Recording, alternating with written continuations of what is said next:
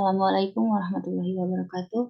Alhamdulillahirabbil alamin wassalatu wassalamu ala asrofil anbiya'i wal mursalin wa ala alihi wa sahbihi ajmain. Nama saya Adistina Sandra dari kelas Ilmu Komputer 2 akan menjelaskan isi jurnal saya yang berjudul Sistem Peringatan Dini Gempa Bumi Nasional Tiongkok dan kinerjanya pada gempa bumi Lushan M6,1 tahun 2022. Yang pertama, pada bagian pendahuluan dikatakan bahwa sebagai salah satu wilayah yang paling rawan gempa bumi di dunia, Cina menghadapi ancaman gempa bumi yang sangat serius, terutama untuk daerah perkotaan yang padat penduduknya dan terletak di zona pertahanan besar. Untuk mengantisipasi jika hal itu terjadi, maka Cina saat ini sedang membangun sistem peringatan dini gempa bumi nasional atau Earthquake Early Warning System dengan jaringan seismik terbesar di dunia. Metode penelitian di dalam jurnal ini akan terfokus pada kemajuan terbaru dari EEWS nasional Cina. Pertama akan menjelaskan arsitektur keseluruhan dari sistem ini.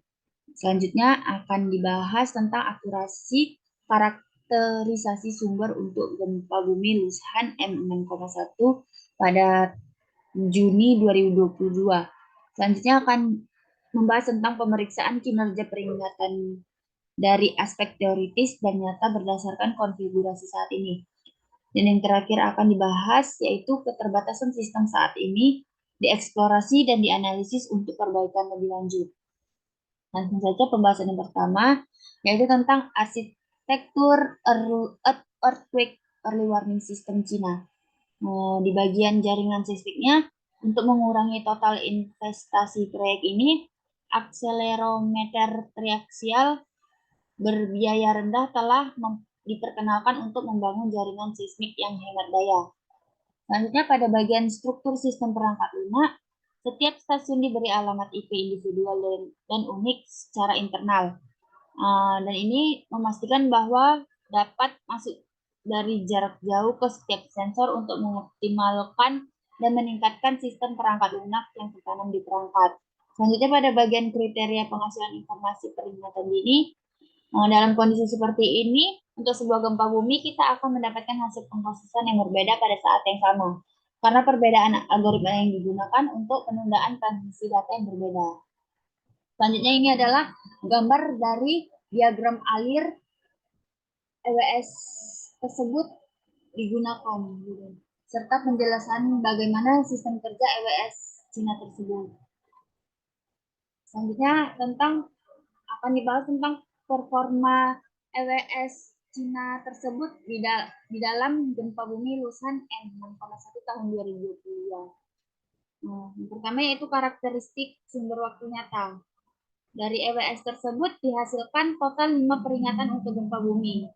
5 diantaranya yaitu jumlah stasiun yang digunakan, estimasi magnitudo, kesalahan lokasi, kesalahan kedalaman, serta sebagai fungsi waktu.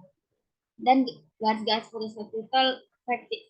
vertikal yang ada di gambar tersebut menunjukkan waktu peringatan untuk kelima laporan yang disebutkan tadi. Selanjutnya, kinerja peringatan. EWS nasional ini menggunakan hasil yang diperoleh dari karakteristik secara real time. Artinya waktunya itu langsung ya, atau waktu nyata gitu, untuk memperkirakan distribusi spasial tingkat intensitas yang diharapkan. Pada bagian ini dapat menggunakan metode yang serupa dengan yang diusulkan untuk mengevaluasi kinerja peringatan dalam hal lokasi mana saja yang diperingatkan dan beberapa waktu yang ditunggu. Selanjutnya, pembahasan terakhir yaitu tentang diskusi ini membahas tentang keterbatasan sistem saat ini dan akan dieksplorasi serta dianalisis untuk perbaikan lebih lanjut. Keterbatasan yang pertama yaitu keterbatasan estimasi parameter sumber untuk peringatan pertama. Yang kedua yaitu latensi data tambahan di stasiun biasa. Yang ketiga yaitu algoritma yang digunakan untuk prediksi gerakan tanah itu mungkin kurang akurat atau kurang memadai. Yang terakhir yaitu tentang zona buta yang relatif besar. Artinya tidak semua kawasan mendapatkan sensor belum semua kawasan mendapatkan sensor untuk peringatan gempa bumi tersebut.